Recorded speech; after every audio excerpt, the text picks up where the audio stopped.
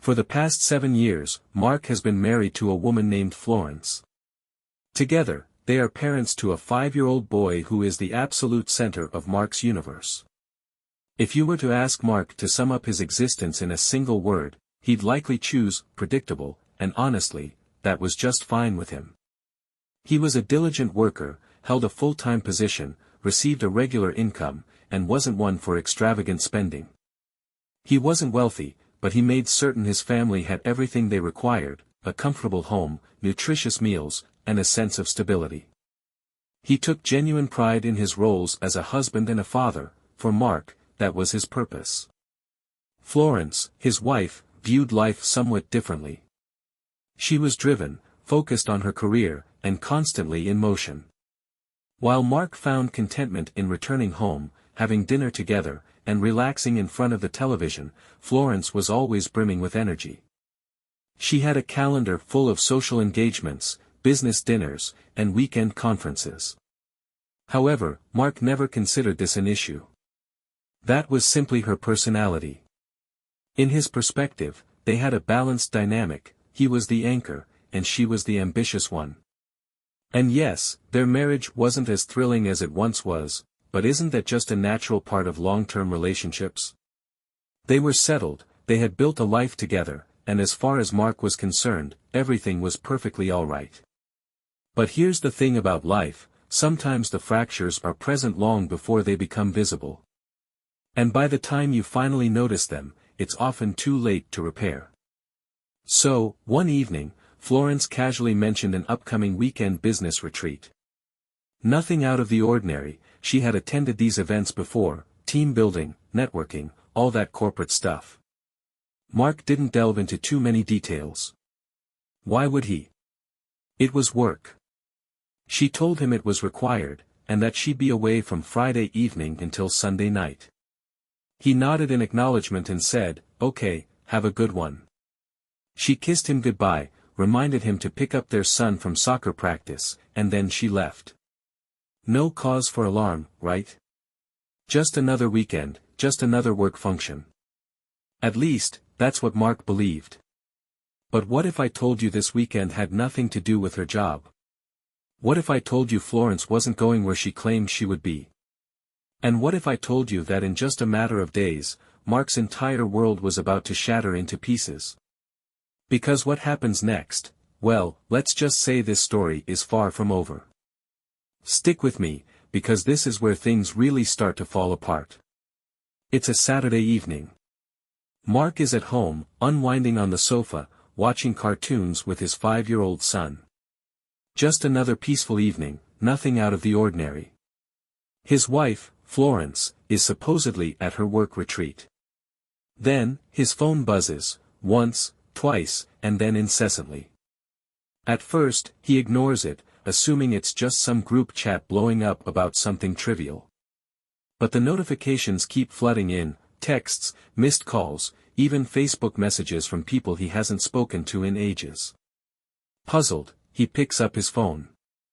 The first thing he sees is a message from a colleague: "Mark, have you seen this?" Then another: "Dude, I'm speechless, so sorry." A knot forms in his stomach. What are they referring to? Then, someone sends him a link. At this point, Mark has no idea what he's about to witness. He's not thinking about Florence, he's not even feeling anxious yet. He simply clicks the link, as anyone would. And that's when everything comes to a screeching halt. The video loads, it's grainy, dimly lit, as if filmed clandestinely. But the individuals in it are unmistakably recognizable. There she is, Florence, his wife, sitting in a cozy, intimate hotel balcony setting, drink in hand, laughing. And she's not alone. Seated beside her is Rex Miller. Yes, the Rex Miller, the celebrated athlete, constantly on sports channels, the guy women swoon over. And Florence is sitting intimately close to him, in a clearly affectionate manner. Mark watches, frozen, as the video transitions to photos. This time, they are inside a hotel suite, Florence and Rex kissing. Then more. At this point, Mark is in complete shock. His hands go numb. Initially, his mind rejects what's unfolding before him. This has to be a mistake, a cruel joke, something taken entirely out of context. But no, this is undeniably real, and worst of all, it's everywhere. The internet is exploding with it. People are sharing the video, making jokes, creating memes. The comments are vicious, especially since the athlete is rumored to be in a committed relationship with another celebrity. This leak likely originated from an insider seeking to expose the athlete's clandestine affairs. Mark feels physically ill.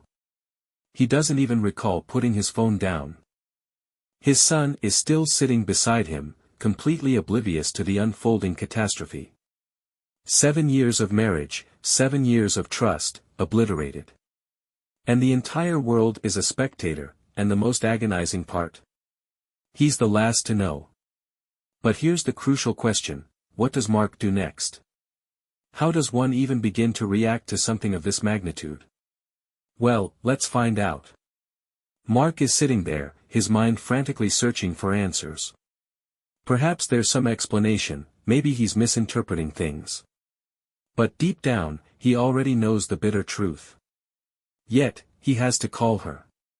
He needs to hear it directly from her. So, he dials her number, once, no response. He tries again, nothing. By the third attempt, his chest is burning, his jaw clenched tight. Why isn't she answering? She always answers. Finally, on the fourth try, she picks up. But the instant he hears her voice, something is clearly amiss. She's crying, panicked, not the guilty kind of crying, but the kind that sounds like someone who's been caught red-handed. Mark? Oh my God, I was just about to call you, I swear. I don't know what's happening. Her voice is shaky, rushed. She's breathing rapidly, as if struggling to maintain composure. But Mark remains silent, he just listens. Mark, you have to believe me, it's fake. That video is fake. Someone's trying to ruin me. Fake. The word hangs in the air. Mark blinks, trying to process her words. Fake. How? He just watched the whole thing. He saw her face, witnessed every action. How could it possibly be fake? But Florence is clinging to her fabricated narrative. Her words spill out in a hurried, desperate stream. It's been edited. Someone's trying to blackmail me, I swear. You can't believe everything you see online. And for a fleeting moment, a split second, he almost wants to believe her. Because believing her would mean none of this is real. It would mean his wife didn't betray him. It would mean his life isn't on the verge of complete collapse. But here's the undeniable truth about guilt: you can hear it in someone's voice. And right now, Florence doesn't sound shocked, she sounds utterly desperate. So now, Mark is trapped in this agonizing limbo. His wife is sobbing on the phone, vehemently denying everything, begging him to believe her. The internet is screaming the opposite. And in the back of his mind, one question relentlessly repeats itself: is she lying, or is she telling the truth? Well, he's about to find out. He makes a decision, not to argue, not to accuse, not yet. Instead, he simply tells her, "Come home now." She hesitates for a heartbeat, then agrees, "Okay, I'm coming." And then, Mark waits. Minutes stretch into what feels like hours. He barely moves from his spot on the couch, his gaze fixed on the door, his mind racing.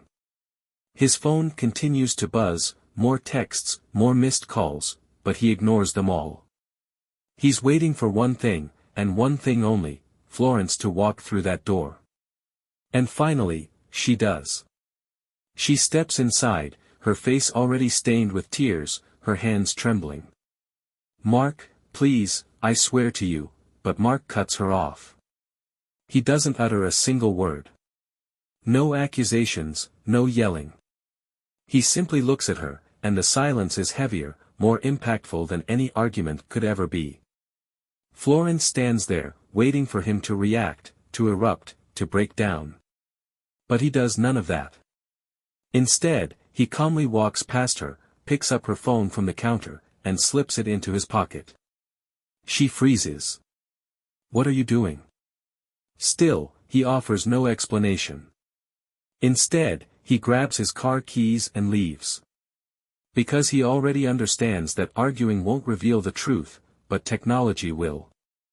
Mark drives directly to his friend's place, a guy who's always been tech-savvy, the kind of person who knows how to delve deep into a phone's location history. He hands him the device and says just one thing: find out where she's been. His friend doesn't question him, he simply gets to work. And what he uncovers shatters any last vestiges of hope Mark was clinging to. The GPS data is irrefutable. Florence was never at a work retreat, not even remotely close. The timestamps align perfectly with the night the video was taken. The location, the same hotel where she was caught with Rex. No glitches, just cold, hard proof. Mark sits there, staring blankly at the screen, his breathing slow and measured. He doesn't outwardly react. But now, he possesses the one thing Florence never anticipated him having: undeniable evidence. And when he returns home, she won't be able to deceive her way out of this. Mark walks back into the house. Florence is standing in the kitchen, arms crossed tightly over her chest. She looks at him, searching his face, trying to decipher his thoughts. He doesn't slam the door. He just reaches into his pocket, retrieves her phone, and slides it across the table. "I know where you were," he says, his voice devoid of emotion. Florence's eyes dart to the phone. Her hands tremble almost imperceptibly, but she remains silent. "I know what you did," Mark continues, his tone unwavering. "So, this is your chance. No more lies." For a moment, she simply stands there, frozen, as if her brain is still desperately seeking an escape route. But there isn't one. And then, she crumbles. Tears stream down her face as she collapses into a chair, burying her head in her hands. "William, I'm so sorry." He remains motionless, speechless, merely watches her fall apart. "I didn't mean for this to happen," she sobs. "I don't even know why I did it." And then, the pleading begins. "Please, William, please don't leave me. Don't destroy our family." Her words are tumbling out now, frantic, desperate. But Mark just stands there, unmoved. 7 years. 7 years of love, of trust, of believing they were building something real. And now, it all boils down to this.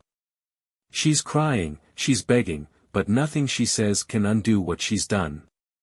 Now, here's where most people would anticipate some kind of dramatic explosion, a screaming match, maybe even shattered dishes or a door slammed in fury. But Mark does none of that. He doesn't yell, he doesn't weep, he doesn't even demand to know why. Because honestly, there's simply nothing left to say. Instead, he turns and walks towards their bedroom, opens the closet, pulls out a duffel bag, and starts packing. Florence watches him, eyes wide with terror. What are you doing?" "I need time," he replies, his voice flat, hollow. "I need space." She leaps up, panic engulfing her features. "William, please don't do this. We can fix this." He zips up the bag, slings it over his shoulder, walks past her without another word. Because right now, he doesn't know what to do. He doesn't know how to cope with the agonizing pain lodged in his chest. He doesn't know if this marriage is even salvageable. He just knows he can't remain here, not right now. So, he grabs his car keys, loads the bag into the trunk, tosses in some camping gear, and without a backward glance at the house, he drives straight into the woods. Where the only thing left to confront is himself. And out there, enveloped by nothing but silence, Mark has one crucial decision to make: does he stay and fight for his marriage, or does he finally let it all go? Well, that's what we'll discover next. So now, Mark is precisely where he needs to be, alone. Just him, the vast woods, and the crushing weight of everything he's been desperately trying to process. But here's the irony about solitude: it doesn't quiet your thoughts. If anything, it amplifies them. Sitting by the campfire, gazing into the dancing flames, Mark finally allows himself to fully feel everything for the first time since this nightmare began. He speaks, not to anyone in particular, just to himself, aloud. Because maybe, just maybe, if he hears his own voice, he can start to make sense of the chaotic jumble in his mind. Why? That's the initial, overwhelming question. Why would she risk everything we built? 7 years, a home, a family, wasn't that enough? Wasn't I enough? He tries to mentally rewind their marriage, searching for the precise moment things shifted, the moment she began seeking something, or someone, else. Perhaps he'd missed crucial warning signs. Maybe he'd become too complacent, too trusting. Or perhaps, it had absolutely nothing to do with him at all. Then another, more insidious thought creeps in, one he's been actively trying to suppress: what does Rex have that I don't? It's a painful, ugly question, but it relentlessly lingers. Was it the fame? The wealth? The constant attention? Did Florence simply grow bored with the predictability of their life? Did she crave the thrill of being with someone unattainable? And if that was the case, then what did that make him? Just the dependable, predictable husband she merely settled for. The weight of this realization presses down on him, suffocating. Did she ever truly love me? That question stings the deepest. If the answer is no, if he was just the safe choice, then their entire marriage was founded on a lie. That's a betrayal even more profound than the infidelity itself. Because if she never genuinely loved him, then nothing they built together, no moment, no memory, was ever truly authentic. And if she did love him, if she truly did, then why wasn't he enough? He leans forward, resting his elbows on his knees, rubbing his hands together as if to somehow quell their trembling. His head feels heavy, his chest constricted, as if each breath is a monumental effort. He doesn't know what hurts more, the possibility that Florence never loved him the way he believed, or the possibility that she did, and still chose to betray him regardless. Now, he's confronted with an impossible choice. Can I forgive this, and move forward? That's the most daunting question of all. Florence pleaded with him to stay. She swore it was a momentary lapse in judgment, a terrible mistake. She wept, begged, and promised she would do absolutely anything to repair the damage. But does he believe her? Can he ever look at her with the same eyes again? Sleep beside her without constantly wondering who else she's fantasizing about? What if this wasn't an isolated incident? What if, years down the line, she repeats this betrayal?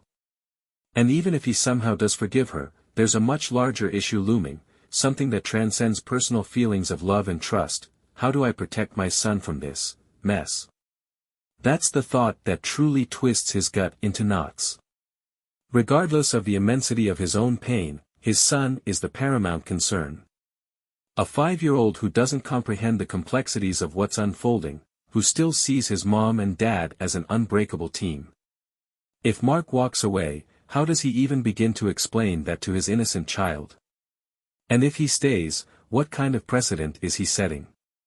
Then, there's the dimension of this betrayal he hadn't even fully processed yet. This isn't just a private matter, it's excruciatingly public. Friends, family, colleagues, everyone knows. The video is out there, circulating relentlessly. The cruel comments, the mocking memes, the hushed whispers behind his back. He can already envision the pitying glances, the uncomfortable silences, the veiled judgments in people's voices when they interact with him. If he forgives her, if he chooses to remain in this marriage, will he ever truly escape the suffocating weight of this public humiliation? He exhales, watching the vapor of his breath dissipate in the cold air. The campfire crackles warmly beside him, but he barely registers its comforting heat. For 7 years, he believed his life was firmly established, his marriage indestructible.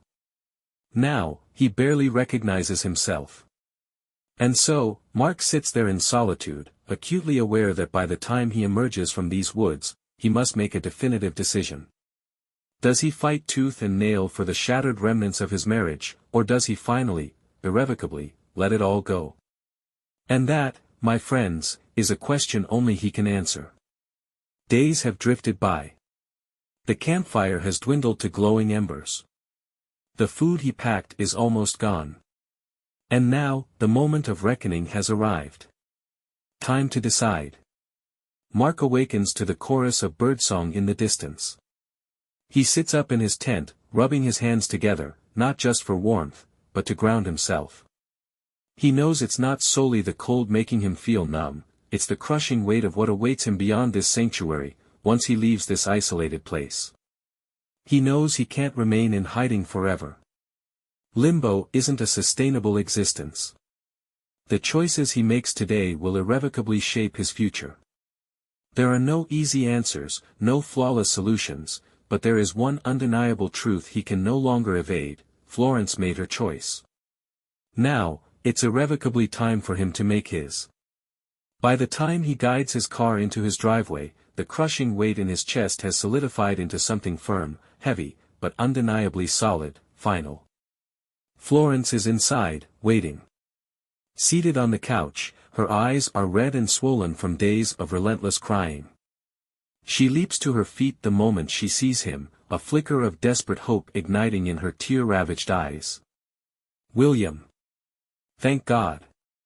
I was so worried. Please, let's talk." But he cuts her off, his voice devoid of emotion. "I'm packing my things." The words fall between them like a physical blow. The fragile hope in her eyes instantly extinguishes, replaced by raw, unadulterated panic. "No, no, William, please. You don't have to do this. We can fix this, I swear to you."